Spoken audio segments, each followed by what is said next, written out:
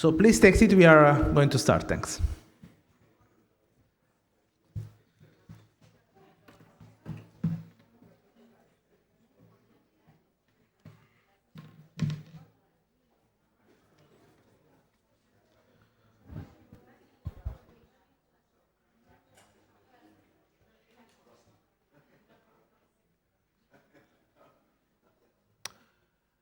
So good morning, everybody.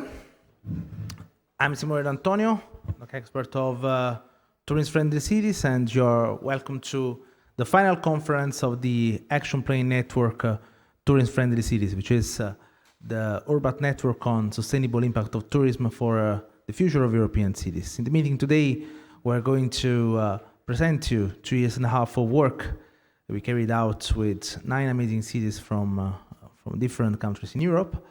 And it will be an opportunity today to not only to share the work we did, but also to create connections with other European and global initiatives that are shaping the debate on sustainable impact of tourism.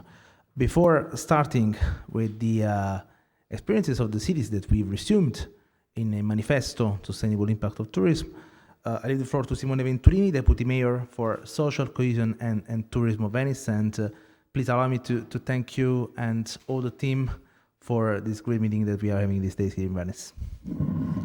Thank you you all, and just a short welcome speech, because I'm very happy that the city of Venice can host this final meeting and to receive your feedback and the feedback of all the participants about this important project. This project maybe is even more important now than the day we started, because the world has changed a lot and the tourism has changed a lot. The city are dealing with a lot of challenge, with a lot of new challenges, and I think that the lesson that we can all learn with this exchange, with this discussion, can be very important for all of us. The city of Venice, I heard you visited the Smart Control Room, you visited the boat show, you visit other important bricks of the construction of the city, is dealing with new challenges, of course. We are just discussing right now in the City Council the introduction of a system to book the visits for the daily tourist of the city. It's quite the first city in the world to do that, so we just feel that all the world is watching us, and maybe a lot of cities can use our experience to introduce system like that in their community. So the over-tourism can, of course, be a problem. The scarcity of tourism can be a problem. We just experienced it during the COVID situation.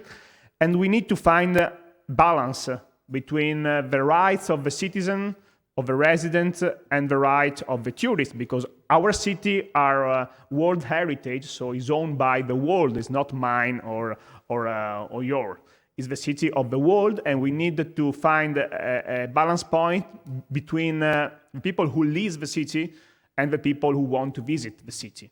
And it's not an easy task, of course. There is not a secret recipe. It's all experience, all trying, and all trying to find this balance. I think that the network that this project had created need to stay alive after the project. We need to keep this bond alive, we need to keep this friendship alive, and we need to keep our communication challenge open, because I think that all our city are introducing new ways of new project, new vision, and I think that every vision can be useful for other city, and this is very important, and I hope that we can deal with that. So just thank you. We are really honored to host this meeting, and it was great to meet our friend and to just try to heard now the conclusion, but I think that it's maybe wrong to talk about conclusion, to speak about conclusion. It's just a new stop in a big path that is very, very long ahead of us. Thank you very much. Thank you, Simone. As you highlighted, we started the project in a different area of the world. We started the project focusing on how to contrast over tourism, where now all the cities of this network are in the same position of attracting tourists again for recovering one of the decisive sectors of our economy, but in a different way than in the past. What we did in the framework of the project was to explore the impact of tourism on different aspects of the urban life, on the economy, on environment, on housing, public services, and we did that in very difficult times, mostly with online meetings at the beginning, but as soon as we could, we were the first urban network to restart traveling, not only because we are focusing on tourism, but also because it's important to meet in person. And I really would like to congratulate all partners for this, because it was not easy to do it, but we managed to visit or with transnational meetings or with study visits all the cities of this network. So it's very much important, and I'm pretty sure that this network is the first step of a recovery of tourism for all. Now it's time to hear what cities did and what are the points of the manifesto that we developed, starting from the experiences, from the concrete experiences that cities carried out in a tangible way together with the local communities. So, Anamaria, Vrabie, lead expert of the network, it's up to you to introduce these great experiences of cities. Thank you very much, Simo. Hi, everyone. It's a bit surreal to think that this is officially our last day of work as a network. So it's in the same time quite a privilege to reflect on our work, but also a bit of sad time because our structured time together is ending. But I think it's really up to us to develop a really nice continuation. So, as you know, I'm a lead expert of the network, which means that I had a very privileged role to try to design activities for peer-to-peer learning. Of course, in the process, I also learned a lot, so thank you very much for that. What is going to happen in the next more or less 40 minutes is that we are going to just hear very briefly on the main principles on how we try to summarize some of the network's work. We call it the Tourism-Friendly Cities Manifesto. It's made out of 10 principles that have been co-created by us as a network. Each principle being informed by a certain action of the city. So how is it going to work is that for the first, we'll have 2 rounds of discussion with first 4 cities presenting and then the other 5. This is going to be very brief because mostly we've covered a lot of this information. So we're just going to see a bit the principle, and then each city representative is just going to offer one example of an action that they already did or that is in their EAP. So just what this principle actually means as in real life, as an example. So I will kindly invite to join here on stage Gianluca, Jorge, Luis, and Judita.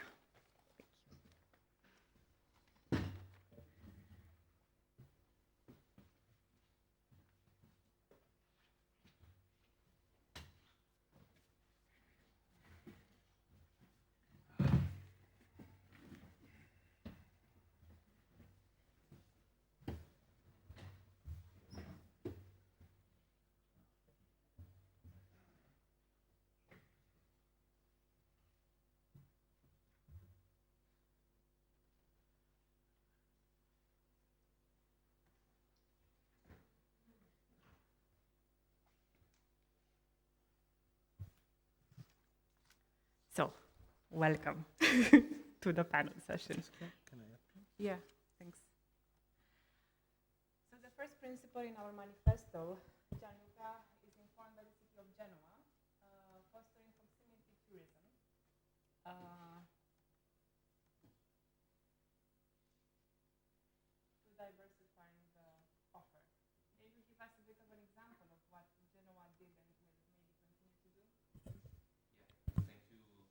Yeah, good morning, everybody.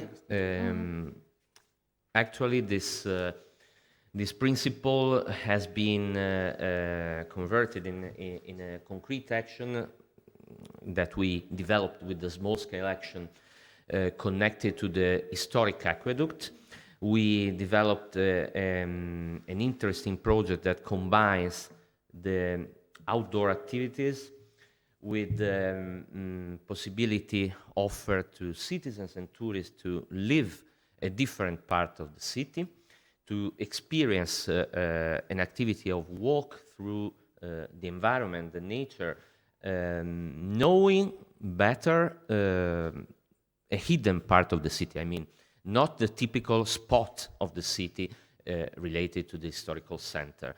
This walk around the aqueduct is called Pedestribus, as the name of the new small-scale action, and it has been very important, especially in the relaunch of the tourism after the pandemic, where Genoa had the opportunity to consolidate itself as a destination for proximity tourism, especially for national tourism, but in general for proximity tourism, with a new offer that allowed both tourists and residents to discover new parts of the city.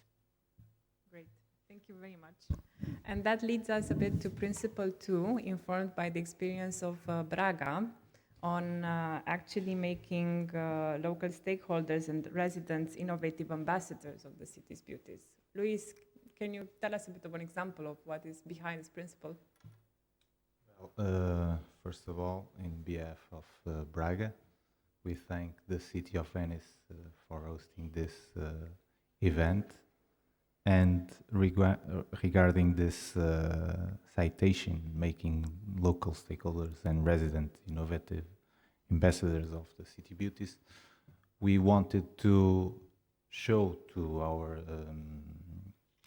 local residents how the city vibrates with tourism, in order for them to know how we can manage this situation in a positive way.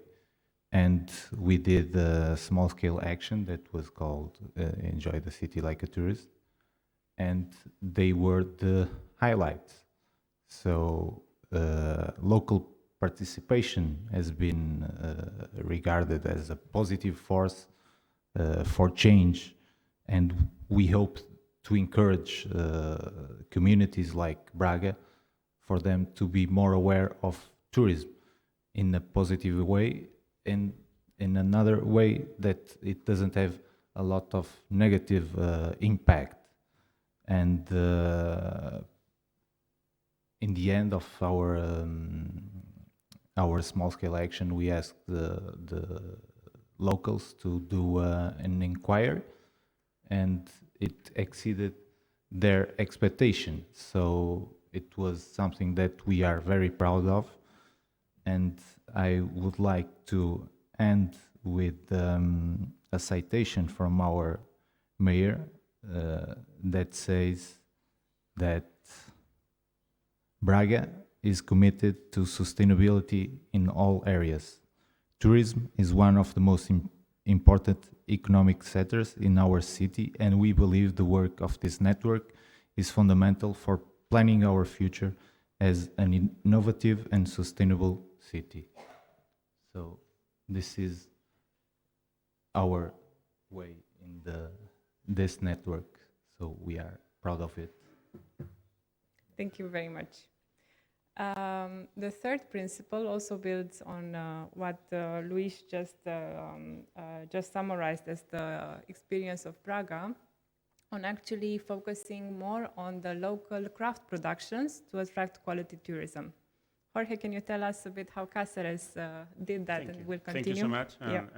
and also thank you to the city of Venice for hosting this wonderful conference. Yes, Cáceres has been in his history a part of the city in which we want to invest, and what for us it's a very important part of our future tourism is at the banks of a very small river called La Ribera del Marco. What we are doing with this local market of biological products from this Ribera del Marco is to make it possible that the people that had been for centuries working there, they are able to sell their products. This way, we arrive to make a circularity with highlighting the local products, and also as this market, it is on Sundays. What we do for tourism is to try to make the people stay a little bit longer on the weekends in order to make their stays longer and to make them more profitable. It's also working very well in the local point of view, because of the people are starting to feel proud of their own products that we are producing in Cáceres. Thank you. Thank you very much. We'll move to the fourth principle of our manifesto, now a bit more focused on how to make the city accessible. So can you tell us a bit about that, Giordita? Okay. So thank you. What we wanted to test actually was the accessibility of Druskininkai for tourists with disabilities. So we organized a two-day event where we invited 40 people with disabilities to try different services and facilities, including spa services, public spaces, different forms of entertainment. And on the second day, we organized a conference where all stakeholders were able to express their position and their opinion and have a dialogue. So actually, we think that this small-scale action was very much integrated. We were able to hear the people with disabilities and to understand their needs much better. And the representative of our municipality, our vice mayor, presented what is on offer, and he heard all the remarks and recommendations of the people with disabilities. We also had the representative of business who presented the services provided by business and was able again to hear the opinion of people with disabilities, and also the representative of disabled people who expressed the needs of people with disabilities. So actually it was a very nice communication of all stakeholders, and also people who participated in the event, they had to fill in the survey. And we collected all the data, and now we are working on the data received, and we are going to make the set of recommendations for particular objects of business, and also regarding on the remarks that were provided by people with disabilities to integrate them into our strategic documents. So, and we believe that this event will make people with disabilities to return to Druskininkai just in order to find out whether we improved or not. So it's a kind of responsibility for us really to do something to make changes happen. Thank you. Thank you very much, and thank you really for all the work and the leadership at the level of your cities, so Genoa, Braga, Cáceres, and Druskininkai, for not only being able to summarize a lot of our work within the four principles, but also really translating them into local practice. I think this is one good aspect of our network, because it's really leading by example. So really, congratulations. And first, a round of applause for our first four cities. I will invite you to make a bit the switch, and I will kindly invite our one city representative from Dubrovnik, Danliri, Krakow, Rovaniemi, and Venice. Please join the stage.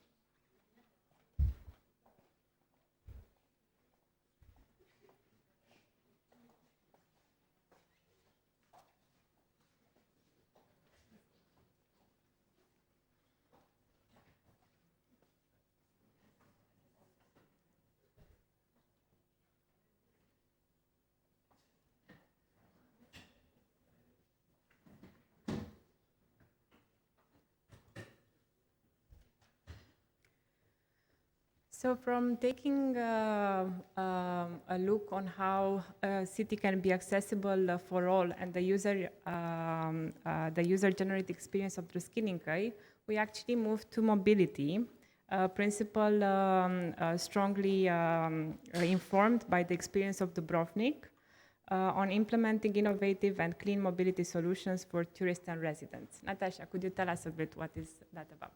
Yeah, so thank you, Venice, for giving us the opportunity, first of all, to have this meeting here for the past 2 days. It's been a really long and nice project, and yeah, thank you for the hospitality.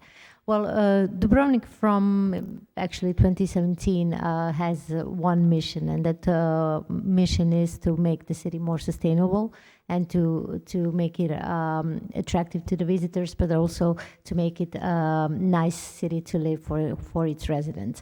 So from 2017, we actually have a focus, which is to make the mobility and moving around the city more easier for everyone, because due to the large number of tourists coming to the city, especially during the summer season, we experience a lot of mess on the roads and a lot of let's say chaotic situations. So we realized that we need to do something, and we were thinking about what are the options, and we realized that the maritime routes and the sea is actually one of the great tools that we could use for the new ways of public transportation, which would first and foremost unburden the roads and current infrastructure, but also which would definitely contribute to the lessening and to decrease of the carbon footprint. And yeah, so we introduced one pilot action during the last summer. It was a boat route actually from the old town to the main port, which is really burdened and which is really frequent during the summertime. And yeah, that route was really successful, and we had a lot of tourists, but also residents who took that route and who took that boat. And yeah, the feedback was great. So we really decided that we will in the future introduce such a boat route, which would be we believe very successful. And yeah, we strongly believe that the boat that we will use on these routes will be e-boat, electric boat, of course, and we will contribute to the carbon footprint and yeah, to the cleaner environment. So yeah, it was a really nice pilot. That's quite remarkable that you achieved that in such a short time to test that. And also speaking about something that really happened in a short time and pandemic actually made it a bit better, the following principle is informed by the experience of Dan Leary on improving public space and civic infrastructure for residents and tourists as a prerequisite of sustainable tourism. Can you tell us, David, a bit, an example of what happened actually? Okay. Good morning, everybody, and thank you again to Venice for hosting this event today. We are the city with the name that nobody can pronounce, which is quite a challenge for tourism and for attracting visitors to our city. So Dún Laoghaire is one of the municipalities, one of 4 municipalities that makes up Dublin, the Dublin region in Ireland, just in case you're trying to locate where Dún Laoghaire is. One of the things that happened during the COVID pandemic was that there was a huge realization about the importance of outdoor and public space, and both citizens and visitors were actively seeking out places and spaces where they can stay outdoors and have entertainment or experience. As a result, in Dún Laoghaire, we have a number of fantastic coastal villages, and we set out to, during the COVID pandemic, make those outdoor spaces much more open and accessible for citizens and for visitors. So we started with a very interesting process because we had some emergency powers available because of the COVID pandemic. We were able to remove a lane of traffic from the road and create some new cycling mobility infrastructure. We were allowed to, by removing some of the traffic from the road, widen the walking pedestrian foot space, and create new areas where locals and visitors can gather, meet and experience the village, these villages. We did a small-scale action in the village of Blackrock, where a lot of effort was put in to create this new wonderful outdoor spaces. And as part of our small-scale action, we also did a collaboration with the local market that operated in Blackrock. And we, Bob, who's our architect with us, designed this innovative tray system that pops up at the edge of the public space. And the idea was that traders from the market could come out and activate the street space, thus creating interesting activities along the street that would be colourful and attractive, attracting visitors and local residents to spend more time in the area. Thank you very much, Dave. That links quite nicely with the following principle from Krakow on attracting new generations, actually, of tourists to discover the urban beauties. Monica, can you tell us a bit about that? So an example of what you did? Thank you, Anamaria. Venice, thank you for your hospitality and for organizing this last hour conference and meeting. And about Krakow, Krakow has been introducing the sustainable tourist policy for the next 6 years. So the main goal is to find the benefits, common benefits between tourists and inhabitants and the all representative of tourist industry. So the main problem is to feel good by inhabitants in Krakow, because the tourists in our old city are very, very huge numbers. So we are going to prepare all programs that our inhabitants can feel like a tourist in our city and became the visitors in our city and show tourists the city in their own eyes. So this program was conducted last year to help inhabitants understand tourists in the Krakow and making local stakeholders and residents innovative ambassador of the city beauties. Thank you. Thank you very much. We now move a bit to what we need to protect and what we need to educate. So first, we're going to go a bit to a principle informed by the experience of Vrabie on how to balance needs of every stakeholder, especially business sector, with the residents and the visitors. Can you tell us a bit about that, please? Thank you, Anamaria. And also on my behalf, thank you, Venice, for organizing this event and this conference. In the manifesto, we took one case regarding this balancing needs of different stakeholders, and that is the lean tools. I don't know if you understand what it means. It's a very special word, but basically what it means that how we use our facilities in the nature. So in Finland, we have the national law called Every Man's Right, which means that anybody can basically go anywhere to pick berries or enjoy nature. And the Finns, most of us, we understand what it really means. It doesn't mean you can go to someone's backyard or you can go look into the windows of the houses.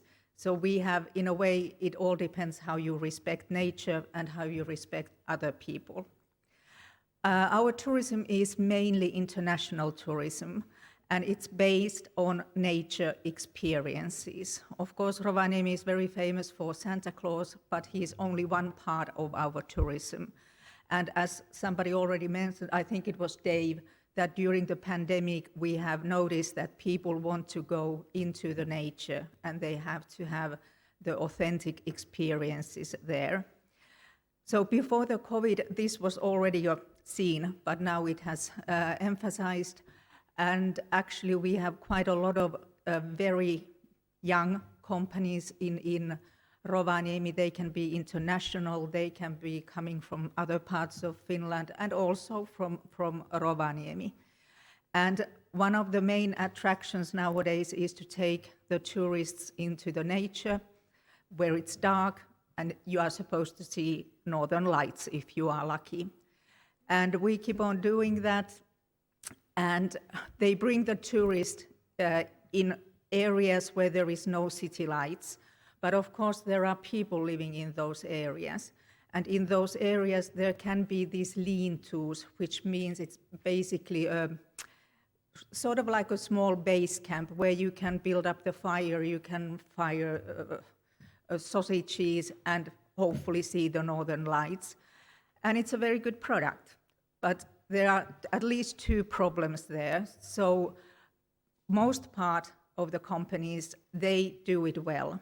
They bring the tourists there, they park their buses right, and they clean after themselves. So in those lean-tos, there are also, they are mainly used for the villagers who live surrounding the city center, and they take care of those lean-tos. They bring the wood there, they clean all the area. And this year especially, we have had a lot of problems that the companies who go there, they don't clean. So actually there was a very strict discussion with 3 companies, and we forced them to go and clean the places. And we were lucky that they did it. So it's a question that we understand the interest of the business sector, and it's also our interest. Of course, we want our businesses flourish and we want tourists, but we also have to take into consideration the local people. They really love their own areas, even though they are open to everyone. And it's basically a place to enjoy with the families. So now we think that next winter season will be the busiest season we have ever had. So we have started now the discussions with all the stakeholders to have the ground rules. And in the city, we are now looking into what we can really do. So there has to be sticks and there has to be carrots, both of them. But of course, there is the third dimension, which is the national law. And in Finland, the cities don't have that much independence regarding what they can regulate. So thank you. Thank you very much, Tula, and thank you for a very good summary of what we mean by balancing needs, because it's really a combination about carrots and sticks. Yeah. And also on this topic of education, we have a principle inspired by the city that is kindly hosting our last conference, so here, on educating tourists to really respect, as we heard also from Simone, on the world heritage that we have here and to live like a local. So Paola, can you tell us a bit about that? Yes. It's an honor for me to be at this table and to talk about my city and especially this huge topic, tourism, in this moment that after the pandemic, it seems you saw in these days starting again. And you know that Venice is also a UNESCO World Heritage, in the list of UNESCO World Heritage. And so it's a fragile territory. The territory of the municipality is 2/3 by water. And we have the main island and other islands and the mainland. So it's a complicated area. But at the same time, it is fragile. But the fact that in the city there are no cars and also the water around make tourists feeling free to do everything in the city. I think you read it in the newspaper, I don't know, like during summer, people jumping in the Grand Canal. And also we had a tragedy that there was a guy jumping from the Rialto Bridge and fell on a boat. So what in 2017, we started with this campaign, Enjoy, Respect Venezia. This campaign at a national, international level wants to show that responsible traveling, responsible tourists can bring to a sustainable development of the city. Because as we say in many occasions, tables, of course, tourism bring economic development, and especially in destination like the partner of the project. But if the tourists feel free to do whatever they want, then so will be for the people, for the quality of life of the people living in the city. Is not quality of life. I live in the city center, close to the Rialto market, so I know perfectly what does it mean. And so we started in 2017 with this campaign, Enjoy, Respect Venezia. But at the same time, we, as you saw yesterday, we use also the new technology, like to analyze and to try to forecast the flows, the pedestrian flows in the city with the smart control room.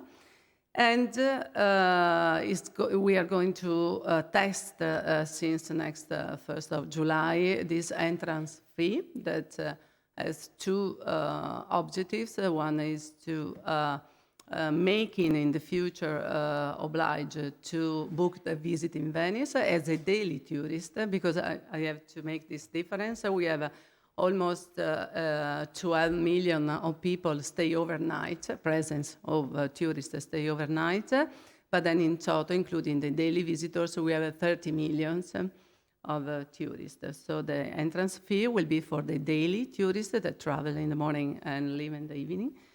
And last, for the future, we have a new kind of how to say motto. I don't say in English motto, it's okay.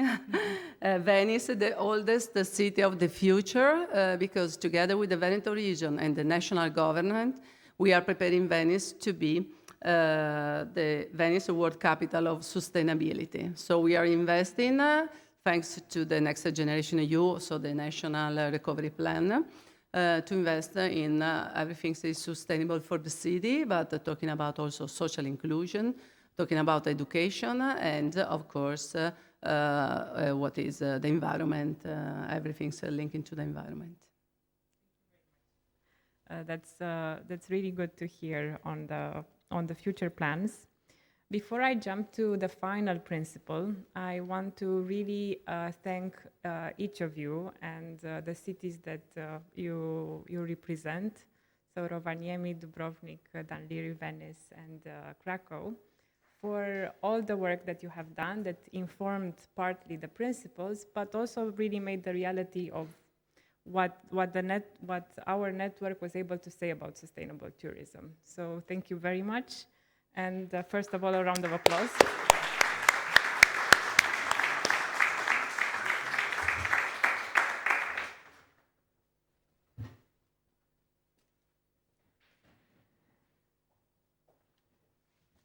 And we have a 10th principle, which was actually informed by all of our experience. As we hinted in our introductory remarks, none of us could actually plan this unexpected event of the pandemic that really changed the focus of our work. Also because within our project, using the URBAC method, it's extremely participatory. It really requires a lot of engagement for local stakeholders. And because most of the cities in our network rely on tourism for the prosperity of their local economy, suddenly, in just 1 month span, all the cities were actually in an emergency situation, which was very hard to do strategic planning in an emergency situation, and we really understood that. So I really want to, first of all, really congratulate all the communities in this project for really finding meaningful ways to connect with their local stakeholders to have such conversation and develop a strategic plan, which actually is symbolized by the symbol, because tourism recovery it's not a solution that can be expected from a providential hero, a politician, a government, an entrepreneur and so on. It really takes a community to make it work. And I think it was a lot of the experience of the cities that we had in this network that they felt left alone in the beginning. They didn't get a lot of support. So it was quite interesting that the fact that tourism recovery, you really need to focus on the local communities. And this is why a lot of the principles that we as a network summarized as principle of sustainable tourism have to do with quality of life of residents. And then the tourists are treated respectfully as visitors, but what you offer to residents, you may also offer to tourists, but not the other way around, to only focus on tourists. So we hope that this is our wish collectively, that this manifesto manages to summarize 10 principles that any city can adhere to in order to, when they want to do the transition towards sustainable tourism. Some of the behind the principles, as you saw a bit in our short presentations, there are examples from cities that managed to do that, but more or less we find that the 10 principles really speak to any city that is trying to do that. Before I end, I would really like to thank our lead partner, Genoa, who really took the leadership for putting together this network, this challenging subject, because tourism is, in terms of public policy, is a cross-sectoral subject, not very easy to grasp. And then really managed to lead all the cities in within the pandemic and really trying to establish a sense of working together. So I would really like to thank Gianluca, Sabrina, and Barbara here for all their work and leading such a beautiful work that we are now able to showcase. This is just the first step. We're going to hear a bit more in the other panels, and also in the next 2 months, we're going to have a lot of materials ready for the other cities to use, such as the manifesto, also a report going into detail on what each city did and what's their strategic plan, which we call the Integrated Action Plan, and also a couple of other interactive features. So we hope that they are going to be useful, and we're very happy to sort of do a soft launch here in Venezia. I would also like to thank Venezia for hosting the final event. And I look forward to our final reflections today. But for now, thank you very much, and I'm happy to announce a 20-minute break until 11, maybe a 15-minute break. Let me see. Maybe 11:20 to be back, please? Okay, thank you.